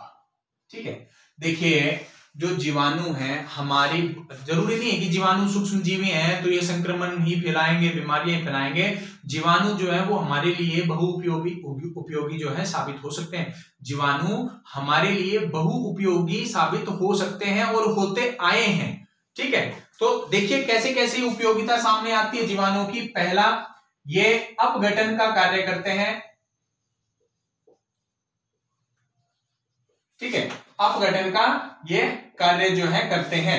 अब देखिए पारिस्थितिकी तंत्र में क्या होता है कि जो पौधे हैं वो क्या करते हैं? अकार्बनिक पदार्थों का इस्तेमाल करेंगे और सूर्य से ऊर्जा लेंगे और बना देंगे अपना भोजन। ठीक है, और वो भोजन जो है फिर खाद्य श्रृंखला के थ्रू चलता रहेगा आगे और ऊर्जा जो है वो वापस वातावरण में हम छोड़ते रहते हैं, ठीक है। लेकिन ये जो कार्बनिक पदार्थ बने हैं इनके अंदर अकार्बनिक पदार्थों को इस्तेमाल किया गया, और अगर ऐसे हम सारे के सारे अकार्बनिक पदार्थों को कार्बनिक में बदलते रहेंगे तो एट लास्ट कुछ बचेगा ही नहीं।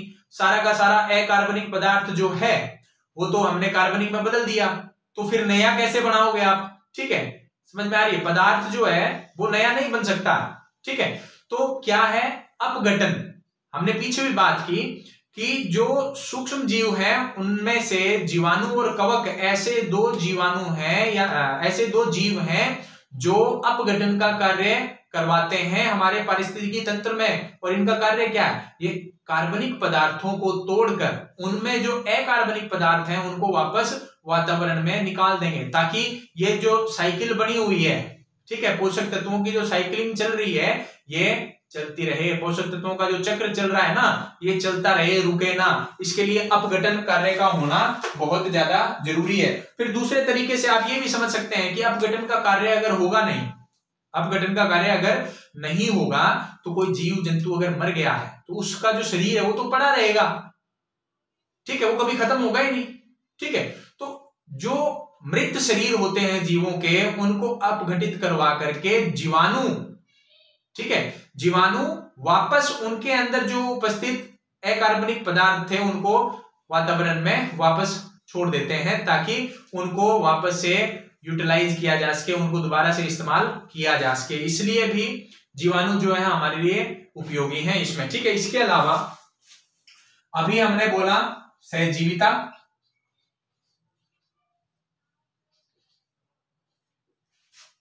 ठीक है, सहजीवी के तौर पर काम करते हैं, जो जीवाणु है वो सहजीवी के तौर पर काम करते हैं। और सहजीवी में एक तो हमने एग्जांपल पढ़ लिया किसका, राइजोबियम का।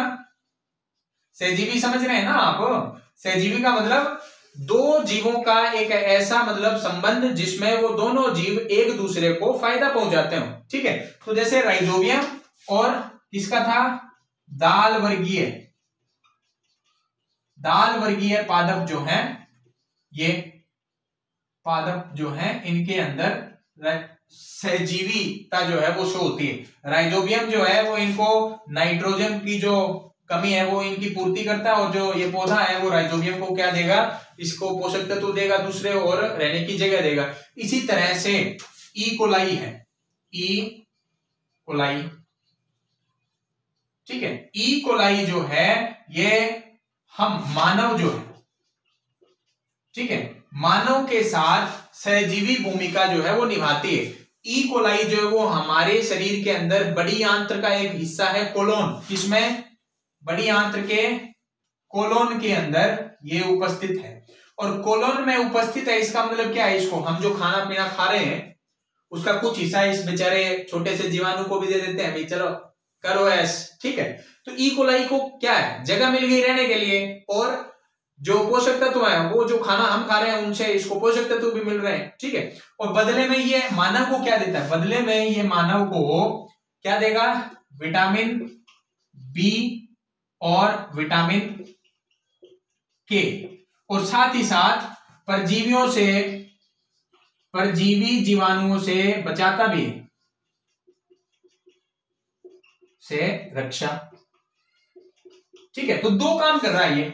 ई कोलाई जो है वो विटामिन भी दे रहा है हमारे को, और क्या परजीवी जीवाणुओं से रक्षण भी कर रहा है हमारा। इसके अलावा, ठीक है, सहजीवी जो है ये दूसरा पॉइंट हो गया किसका, जीवाणु के लाभ में। पहला हमने पढ़ा अपघटन, दूसरा हमने पढ़ा सहजीवी भूमिका जो जीवाणु निभाते हैं। जैसे राइजोबियम का उदाहरण आपको दे दिया, ई कोलाई का और मानव का उदाहरण दे दिया आप, ठीक है। इसके अलावा मानव की जो त्वचा है उसके ऊपर भी काफी सारे जो लाभदायक बैक्टीरिया हैं, जीवाणु जो है वो उपस्थित होते हैं, ठीक है। इसके अलावा मिट्टी की उर्वरता, ठीक है, मिट्टी की उर्वरता को ये बनाए रखते हैं। तीसरा, मिट्टी की उर्वरता, मिट्टी की जो उपजाऊ शक्ति है उसको बनाए रखने में बहुत अहम योगदान है किसका, जीवाणुओं का। जीवाणु जो है वो मिट्टी के अंदर जो अपशिष्ट पदार्थ उपस्थित होते हैं या जो मृत पदार्थ वहां पर हैं उनका अपघटन करते हैं और वहां से वो अकार्बनिक पदार्थों को पौधों के हवाले कर देते हैं, जिससे कि मिट्टी की जो उपजाऊ शक्ति है वो बढ़ती है। ठीक है, क्लियर हो रही है बात ये। इसके बाद चौथा पॉइंट, सीवेज जल शोधन। सीवेज जल शोधन, जिसको हम बोल देते हैं सीवेज ट्रीटमेंट या सीवेज ट्रीटमेंट प्रोसेस जो होता है। ठीक है, सीवेज जल शोधन। सीवेज क्या होता है? सीवेज होता है जी जो गंदा जल हमारे घरों से, हमारी कॉलोनियों से जो निकलता है ना, जिसके अंदर बहुत सारे प्रदूषक पदार्थ जो है वो उपस्थित होते हैं, उसको हम बोलते हैं सीवेज जल। ठीक है, अब वो सीधा नदियों में छोड़ा जाएगा तो वो तो प्रदूषण फैलाएगा। ठीक है, तो नदियों में छोड़े जाने से पूर्व सीवेज जल का शोधन किया जाता है। शोधन करने का मतलब क्या है कि वो जो सीवेज जल है उसके अंदर अब उपस्थित प्रदूषकों को वहां से हटा दिया जाएगा, और उन प्रदूषकों को वहां से हटाने का जो काम है वो कौन करवाता है? वो जीवाणु करवाते हैं। कौन करवाएगा? जीवाणु और कवक दो मुख्य हैं सीवेज ट्रीटमेंट प्लांट में। सेकेंडरी ट्रीटमेंट के अंदर, जब भी आप सेकेंडरी ट्रीटमेंट की बात करोगे ना, भी सीवेज जल शोधन की प्रक्रिया के 3 चरण होते हैं। द्वितीय चरण जो होता है वो जैविक चरण होता है। तो जैविक चरण में जीवाणु और कवक जो है उस सीवेज जल के अंदर जो घुली हुई अशुद्धियां हैं उनको दूर करने का काम करते हैं। तो सीवेज जल शोधन में भी ये हमारी क्या है? सहायता करते हैं। ये मिट गया, मैं दोबारा से लिख देता हूं, सीवेज ट्रीटमेंट। ठीक है, तो सीवेज जल शोधन के अंदर भी ये हमारी बहुत ज्यादा सहायता करते हैं। 5वां लाभ देखिए, बायोगैस उत्पादन। क्या? बायोगैस का उत्पादन। ठीक है, कुछ जीवाणु ऐसे हैं जो बायोगैस उत्पादन में बहुत अहम भूमिका, मैं एग्जांपल देखता हूं आपको, जैसे मिथेनोबैक्टीरियम है। मिथेनोबैक्टीरियम,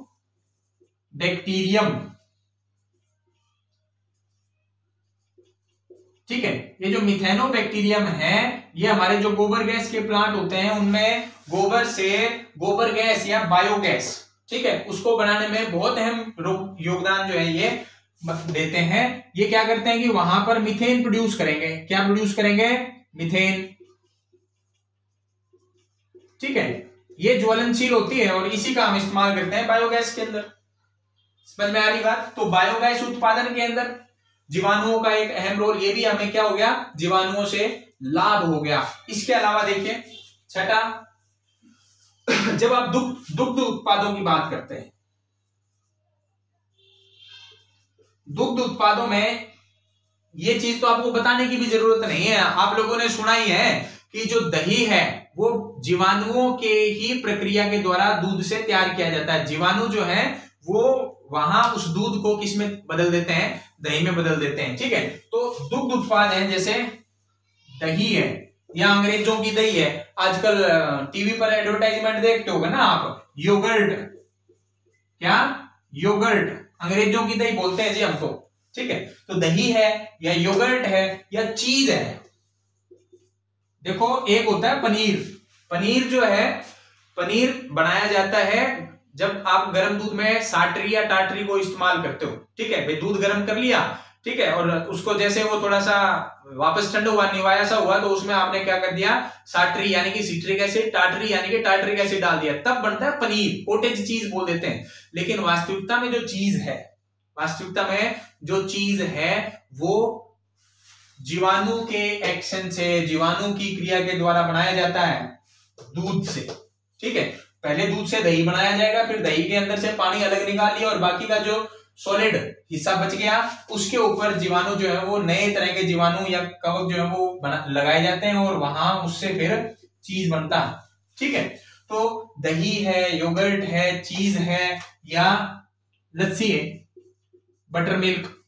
ठीक है, ये किसके? जीवाणुओं से होने वाले लाभ हैं। दूध से इन चीजों का जो उत्पादन है वो किसकी सहायता से होता है? वो जीवाणुओं की सहायता से होता है। और मैं एक दो एग्जांपल आपको बता देता हूं। दूध उत्पादों को बनाने में आप लोगों ने जिस बैक्टीरिया का नाम सुना होगा उनको कलेक्टिवली हम बोलते हैं LAB, यानी कि लैक्टिक एसिड बैसिलस। ठीक है, क्या है ये? Lactic acid, lactic acid bacteria. क्या है? लैक्टिक एसिड बैक्टीरिया है, ठीक है। और इनमें सबसे पहले नाम जो आप लोग पढ़ते हैं, मैं ऊपर की तरफ लिख देता हूं, शायद दिखाई ना दे। जो लैक्टिक एसिड बैक्टीरिया में 2-3 तरह के बैक्टीरिया जो है वो काफी इंपॉर्टेंट है। एक सबसे फेमस कौन सा? लैक्टोबैसिलस। लैक्टोबैसिलस का नाम किसने नहीं सुना होगा भाई? ऐसा कोई है बंदा लैक्टोबैसिलस का नाम जिसने ना सुना हो? लैक्टोबैसिलस हो गया एक तो, ठीक है। दूसरा स्ट्रिप्टोकोकस है, स्ट्रिप्टोकोकस, ठीक है। तीसरा बाइफिडोबैक्टीरियम, बाइफिडोबैक्टीरियम। ये दूध से दुग्ध उत्पाद जैसे दही, योगर्ट आदि बनाने में इन जीवाणुओं का इस्तेमाल किया जाता है। इसके अलावा औद्योगिक उत्पाद, औद्योगिक उत्पाद, अगर आप औद्योगिक उत्पादों की बात करेंगे तो जैसे सिरका है, ठीक है। सिरका हमें किससे मिलता है? एसिटोबैक्टर एसिटाई से। किससे? एसिटोबैक्टर एसिटाई से, ठीक है। तो ये क्या है? एक जीवाणु ही तो है, एसिटोबैक्टर एसिटाई। तो औद्योगिक पदार्थ, और ना सिर्फ सिरका, सिरके को हम क्या बोलते हैं? विनेगर, या इसका जो केमिकल फॉर्मूला है, केमिकल नेम जो है वो है एसिटिक एसिड। और एसिटिक एसिड की ही तरह सिट्रिक एसिड है, ब्यूटेरिक एसिड है, बहुत सारे अन्य पदार्थ हैं जो हमें औद्योगिक उत्पादों की कैटेगरी में हमें किनसे अवेलेबल होंगे? जीवाणुओं से। किससे अवेलेबल होंगे? जीवाणुओं से हमें मिलते हैं। इनके अलावा और जो लाभ है वो देखिए, चिकित्सीय लाभ जो हमें मिलते हैं, चिकित्सीय लाभ में सबसे पहले तो हम बात कर लेते हैं जी, एडवर्ड जेनर ने जिस प्रोसेस को देखा था, जिस प्रोसेस की खोज की थी, जिसको हम बोलते हैं टीकाकरण, ठीक है। एक तो टीकाकरण जिसको हम नाम दे देते हैं वैक्सीनेशन। एडवर्ड जेनर के द्वारा ये जो तकनीक थी ये खोजी गई थी टीकाकरण की, और उस समय तो उन्होंने जो था वो विषाणु के अगेंस्ट बनाया था टीका, लेकिन बाद में कई सारी ऐसी जो बीमारियां हैं जो जीवाणुओं से होती हैं, ठीक है।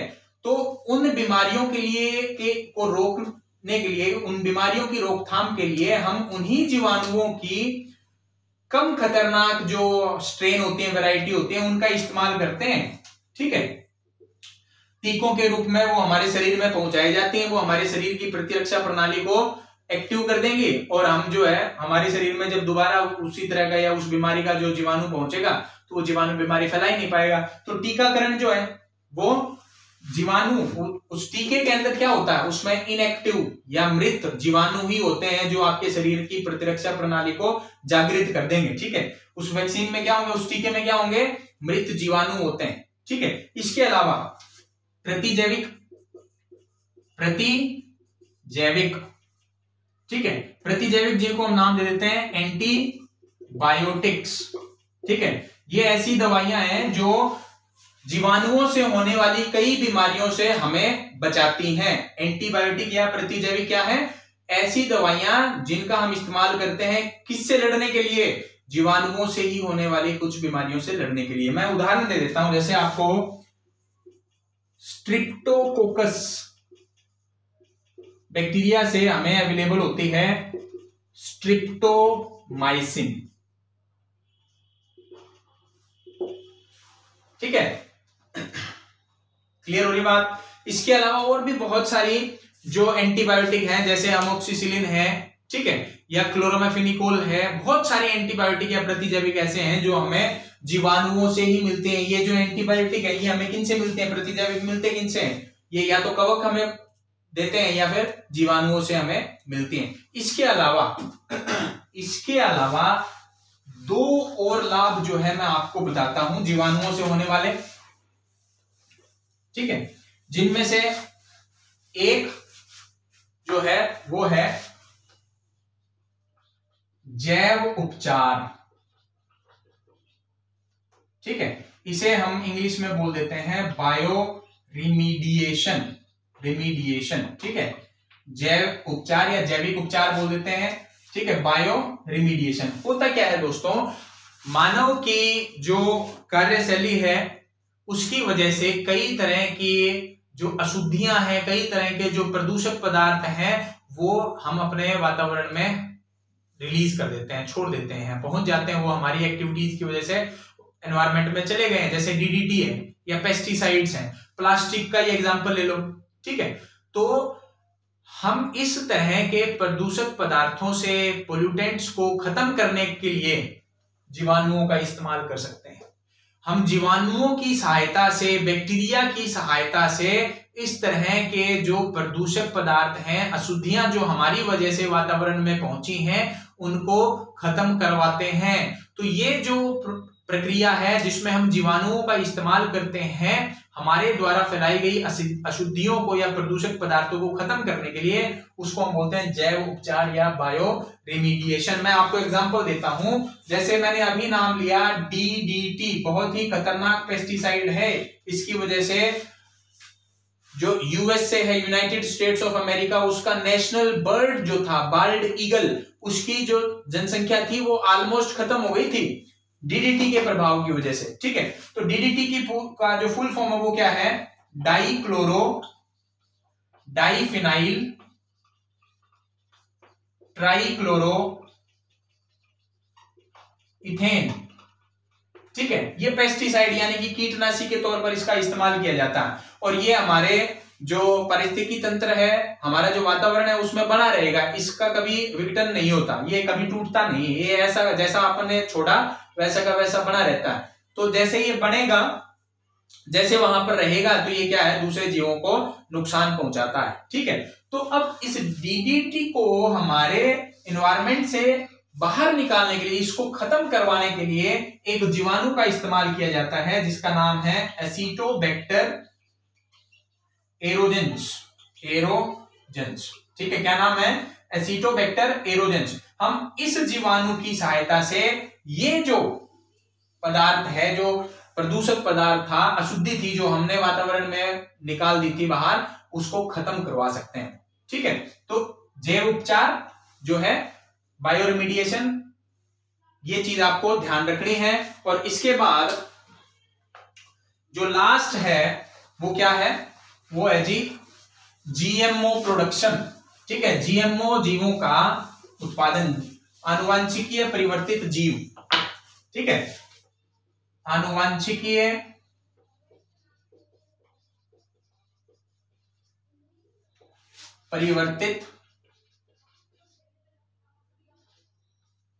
परिवर्तित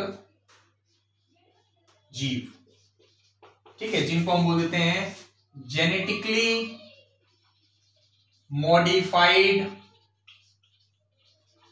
ऑर्गेनिजम्स, ठीक है। जेनेटिकली मॉडिफाइड ऑर्गेनिजम्स जो हैं वो ऐसे ऑर्गेनिजम्स हैं जिनके डीएनए को हमने बदल दिया है, ठीक है।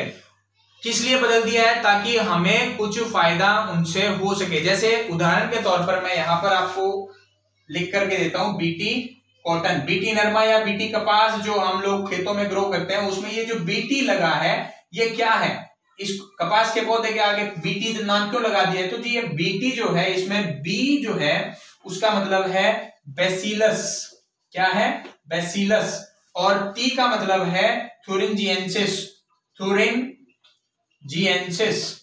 ठीक है। ये बैसिलस थुरिंजिएंसिस जो है वो क्या है, एक जीवाणु है, ठीक है। और इस कपास के आगे बीटी क्यों लगाया गया है, इस जीवाणु से एक जीन निकाला गया है, ठीक है, एक जीन निकाला गया और उसको किसमें डाल दिया है, कॉटन प्लांट के अंदर हमने डाल दिया। अब इस जीन की खास बात क्या है कि ये जो बैक्टीरिया था, इस बैक्टीरिया का ये जो जीन है, ये एक जहर बनाता है अपनी कोशिका के अंदर, टॉक्सिक मटेरियल जो है वो बनाता है, ठीक है। और ये जो टॉक्सिक मटेरियल है ये कीटों के लिए विनाशकारी है, जहर का काम करता है, ठीक है। तो हमने क्या किया, बैक्टीरिया का वो जो जीन, वो जो टॉक्सिक प्रोटीन बना रहा था वो निकाल लिया और उसको किसमें डाल दिया, हमने कॉटन के डीएनए के अंदर डाल दिया।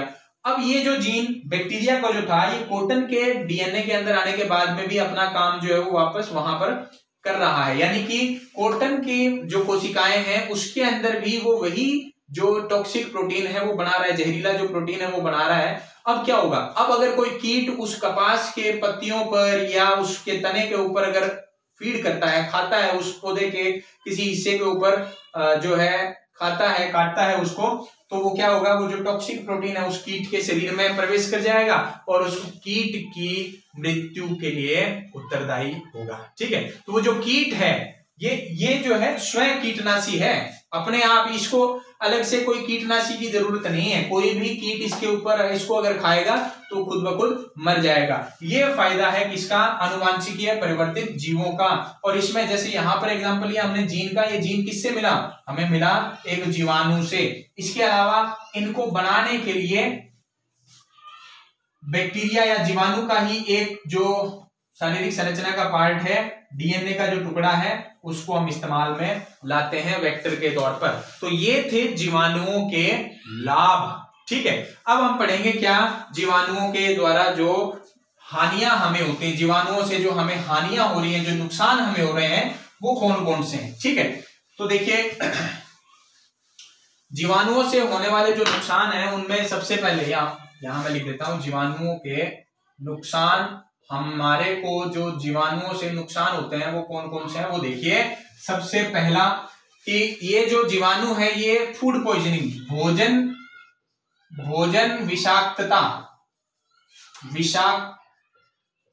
जो है वो दिखाते हैं। क्या, फूड पॉइजनिंग, ये हमारे भोजन के ऊपर ग्रो करना स्टार्ट करते हैं और जब जैसे जैसे ये वहां पर ग्रो करते हैं, वृद्धि करते हैं, वहां पर कुछ ऐसे पदार्थ या कुछ ऐसे अपशिष्ट पदार्थ बाहर निकाल देते हैं जो कि हमारे लिए जहरीले हो सकते हैं। अगर हम ऐसा कोई भोजन खाएंगे तो हम बीमार पड़ जाते हैं। उसी कंडीशन को हम बोलते हैं भोजन विषाक्तता। इसके अलावा जो जीवाणु है उनको हम इस्तेमाल कर सकते हैं जैविक हथियार के तौर पर। ठीक है, जैविक हथियार के तौर पर। ठीक है, अब जैसे हम लोग सुन रहे हैं ना, जैसे कोरोना है जी, चाइना ने बनाया, ठीक है, और उसने पूरी दुनिया में छोड़ दिया, तो जो कोरोना है वो तो वायरस है, विषाणु हो गया। इसी तरह से अगर कोई हार्मफुल, कोई बीमारी फैलाने वाला जो बैक्टीरिया है उसको कोई देश जो है वो दूसरे देश में छोड़ दे या कोई राज्य दूसरे राज्य में छोड़ दे, तो वो जो जीवाणु है वो बड़ी संख्या में लोगों की मृत्यु का कारण बनता है। ये मैं कोई नई बात नहीं बता रहा हूं, ये पुराने हजारों सालों से होती आ रही है कि एक जगह का राजा जो है जब दूसरे राज्य पर आक्रमण करता था तो वो क्या करता था कि दूसरे राज्य की जो पानी के स्रोत हैं उनमें हैजा के या दूसरे किसी जो बीमारियां उसके जीवाणु छोड़ देता था। अब क्या, लोगों के पास पीने के लिए पानी उसी नदी से आता, वो नदी का पानी पीते, वो जीवाणु उनके शरीर में पहुंचते, उनको बीमार कर देते। ठीक है, अब राजा जो है वो लड़ाई के लिए जंग के मैदान में जाए कि जनता को संभाले। ठीक है, तो ये क्या है, जीवाणु जो है इनको जैविक हथियार के तौर पर हमेशा से यूज किया जाता रहा है और अब चूंकि हमारे पास साइंस की बहुत नई नई टेक्निक है तो अब तो और भी ज्यादा खतरनाक जैविक हथियार जो है वो बनाए जा सकते हैं और हमें उनसे क्या होगा, फायदा तो होने नहीं वाला, सीधी सी बात है। क्या करेगा वो, नुकसान ही करेगा ना, मारेगा हमें। ठीक है, तो जैविक हथियार के तौर पर अगर हम जीवाणुओं को यूज करते हैं तो ये क्या है, हमारे लिए नुकसान की बात है। उसके बाद तीसरा, मिट्टी का विनाइट्रीकरण। ठीक है, देखिए हमने पीछे बात की कि मिट्टी की उर्वरता को बढ़ाते हैं। ठीक है, मिट्टी की उर्वरता को बढ़ाने के लिए नाइट्रोजन चक्र चलता है जी। एक देखो, हवा में जो नाइट्रोजन है उसको फिक्स करता है राइजोबियम। ठीक है, राइजोबियम से वो आ गया प्लांट की तरफ, प्लांट की से वो चला गया जानवरों की बॉडी के पास और इस तरीके से ये पूरा चक्र जो है वो चलता रहता है।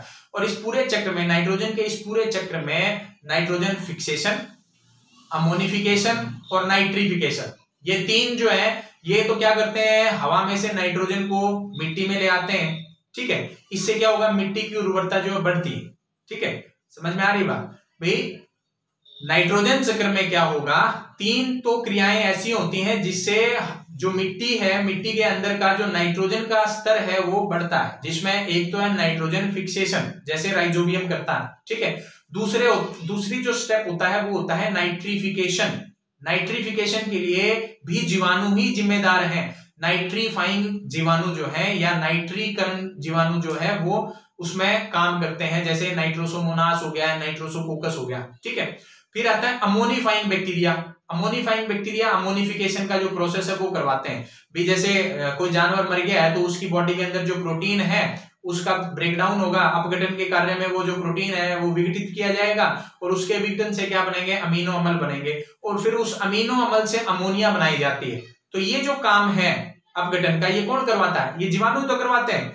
ठीक है, अब वो अमोनिया कहां पहुंच गई, वो पहुंच गई मिट्टी के अंदर और मिट्टी के अंदर पौधों को अवेलेबल हो जाएगी, नाइट्रोजन अवेलेबल हो जाएगा। अब ये सब तो है फायदे वाली चीजें भाई। जीवाणु जो है एक तरफ तो जो क्या है मिट्टी के अंदर नाइट्रोजन के स्तर को बढ़ाने का काम कर रहे हैं, लेकिन कुछ निकम्मे जीवाणु ऐसे भी हैं जो उन जीवाणुओं की मेहनत के ऊपर पानी फेर देते हैं।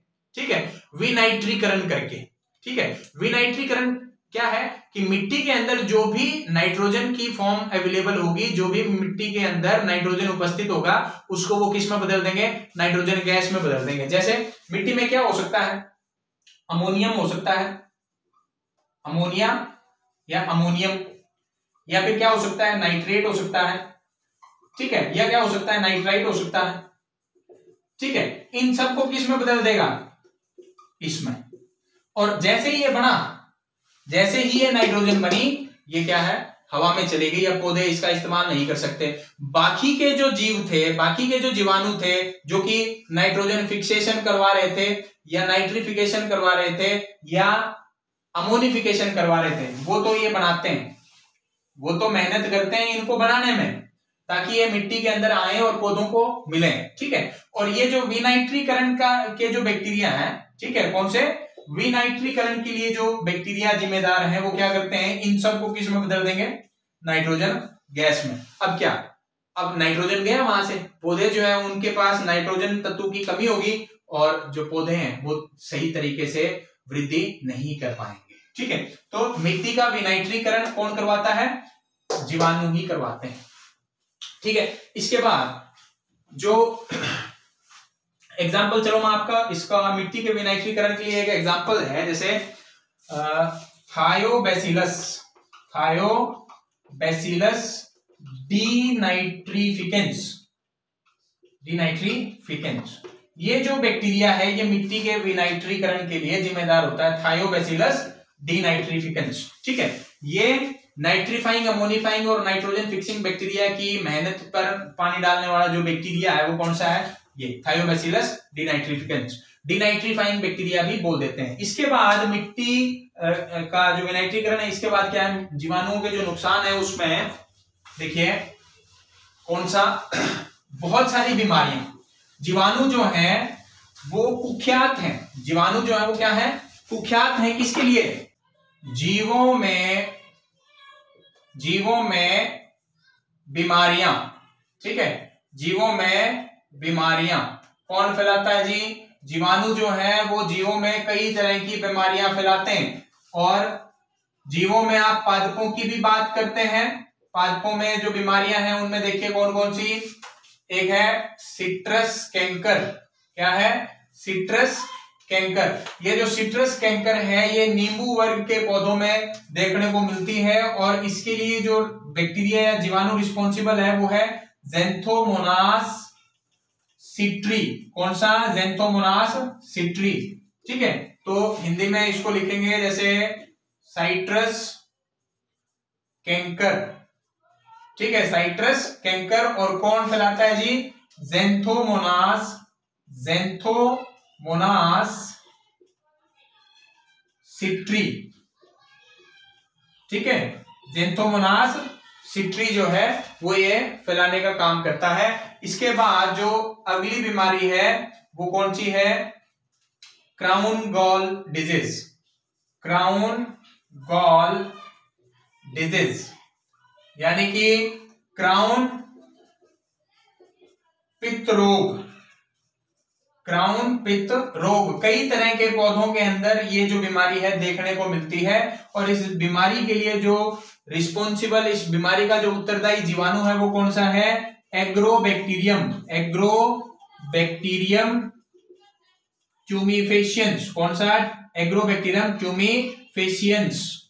ठीक है, हिंदी में लिख देते हैं एग्रोबैक्टीरियम ट्यूमेफेशियंस,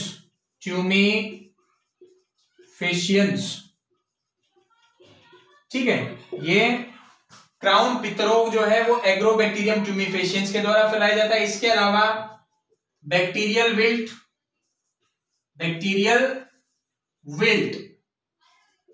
ठीक है, बैक्टीरियल विल्ट, ये जो बीमारी है ये फैलाई जाती है स्यूडोमोनास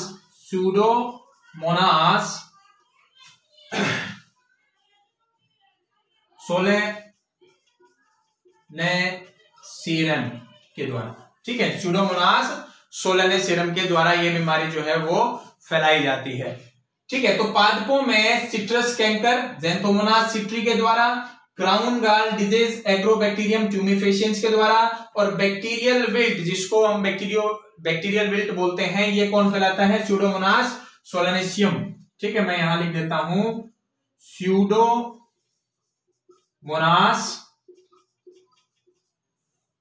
सोलेनेसियम,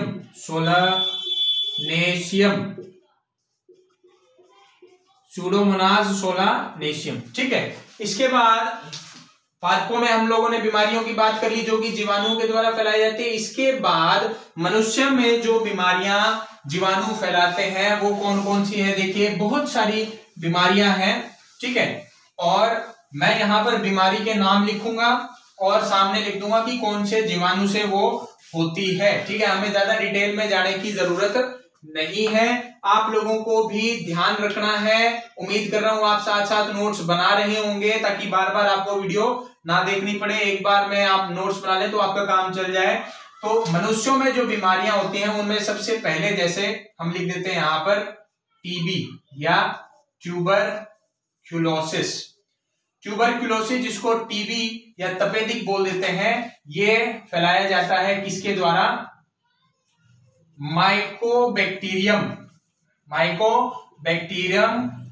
ट्यूबरक्यूलोसिस के द्वारा, ठीक है, माइकोबैक्टीरियम ट्यूबरक्यूलोसिस के द्वारा तपेदिक बोला जाता है इसको, ठीक है। और ये किसके द्वारा फैलाया जाता है? माइकोबैक्टीरियम ट्यूबरक्यूलोसिस के द्वारा। इसके बाद है लेप्रोसी, जिसको हम हिंदी में बोल देते हैं जी कुष्ठ रोग, ठीक है। इसके लिए भी माइकोबैक्टीरियम जीवाणु ही जिम्मेदार है, लेकिन वो जो उसकी स्पीसीज है वो अलग है। माइकोबैक्टीरियम लेप्री जो है वो ये बीमारी फैलाती है, लेप्रोसी, ठीक है। टीबी कौन फैलाता है? माइकोबैक्टीरियम ट्यूबरक्यूलोसिस, और लेप्रोसी कौन फैलाता है? माइकोबैक्टीरियम लेप्री, ठीक है। इसके अलावा आप लोगों ने टाइफॉइड के बारे में पढ़ा होगा। ये जो टाइफॉइड है ये फैलाया जाता है किसके द्वारा? साल्मोनेला टाइफी के द्वारा, ठीक है, साल्मोनेला टाइफी के द्वारा। इसके अलावा प्लेग नाम की जो बीमारी है, काली मौत के नाम से भी जिसको जाना जाता है, ब्यूबोनिक प्लेग, ठीक है, ये फैलाया जाता है किसके द्वारा? यर्सीनिया पेस्टिस, किसके द्वारा? यर्सीनिया पेस्टिस के द्वारा, ठीक है। इसके अलावा डिप्थीरिया जो बीमारी है ये फैलाया जाता है। डिप्थीरिया मतलब गलघोंटू की बीमारी जिसको हम बोलते हैं डिप्थीरिया फैलाया जाता है कॉर्नीबैक्टीरियम